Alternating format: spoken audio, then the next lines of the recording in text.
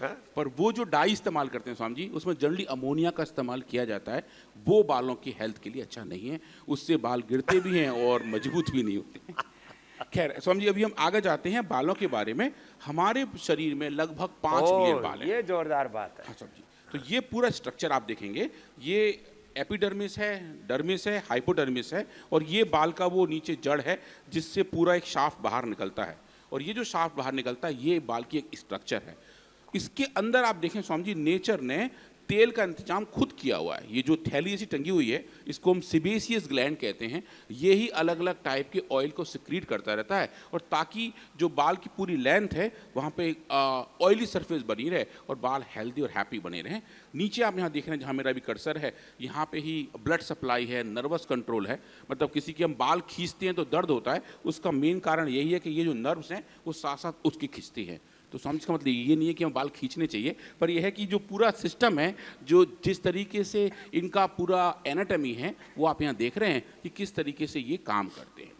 तो इनका अगर आप रेट देखें कि किस रेट से ग्रो करते हैं, तो स्वामी जी ये मान के चलें कि 1 महीने में लगभग 1 सेंटीमीटर इनकी लेंथ बढ़ जाती है।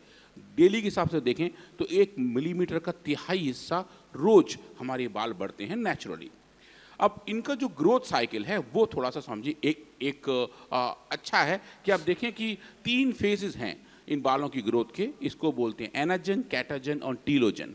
तो जैसे कि हर एक प्राणी की अपनी एक जीवन चक्र है, ऐसा ही जीवन चक्र इन बालों का भी होता है।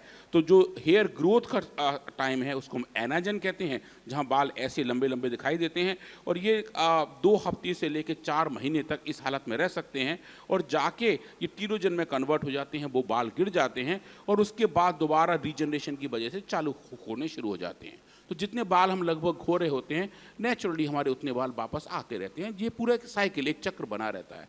पर अगर कोई बीमारी हो, कुछ स्ट्रेस ज़्यादा हो, अलग टाइप के मेल हार्मोन ज़्यादा हो, तो ये जो पूरा चक्र है स्वामी जी, इसमें थोड़ा थोड़ा गैप आ जाता है। तो जो बाल चले जाते हैं वो दोबारा नहीं आ पाते, और फिर वो गंजापन के तौर पर दिखाई देता है।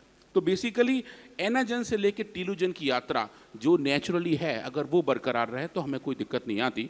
पर एनाजन से लेकर टीलोजन की यात्रा अगर बीच में कहीं फंस जाए, कोई दिक्कत हो, तो स्वामी जी उससे उसकी वजह से बालों को जाना शुरू हो जाता है। अब इसके कारक क्या हैं? ऐसा होता है तो होता क्या है, रीज़न क्या है इन हेयर लॉस के, और उसको हम कैसे कंट्रोल कर सकते हैं। तो एनाजन से टीलोजन की यात्रा जो आप बता रहा था, यहाँ से लेके यहाँ तक की कि अच्छा हेल्दी बाल जो बाहर आता हुआ दिखाई दे रहा है ये, और बाद में गिर जाता है। तो इसके जो कारक हैं वो स्वामी जी, इन्फ्लेमेशन तो है ही है। जैसे स्वामी जी हर बार बताते हैं कि इन्फ्लेमेशन लगभग हर एक बीमारी का रूट कॉज है, और स्लो इन्फ्लेमेशन लगभग हर एक बीमारी को जन्म देता है। बालों के केस में भी अगर इन्फ्लेमेशन हो, आंतरिक छोटी मोटी सूजन हो, तो वो भी एक इस कारक को जन्म देता है। उसके साथ साथ हार्मोन्स का भी एक बड़ा रोल है। मेल के केस में, पुरुषों के केस में, जो पुरुष हार्मोन है टेस्टोस्टेरोन, उसका एक मेटाबोलाइट है डाईहाइड्रोक्सी टेस्टोस्टेरोन, जिसे शॉर्ट में DHT कहते हैं, उसका बढ़ा हुआ लेवल पुरुषों में 40 साल की उम्र के बाद बॉल्डनेस को जन्म देता है। और जो थायराइड का मिसमैनेजमेंट है, अगर वो भी ठीक ना हो, तो उसकी वजह से भी स्वामी जी हेयर फॉल होने शुरू हो जाते हैं।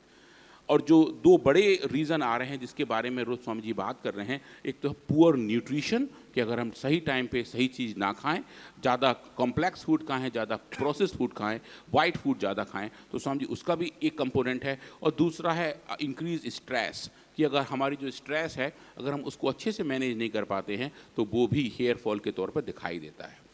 और जो 5वां बड़ा कारण है स्वामी जी, वो है मेडिसिन इंड्यूस्ड, मतलब कुछ सिंथेटिक दवाइयों के एडवर्स इफेक्ट हेयर फॉल के तौर पे दिखाई देते हैं।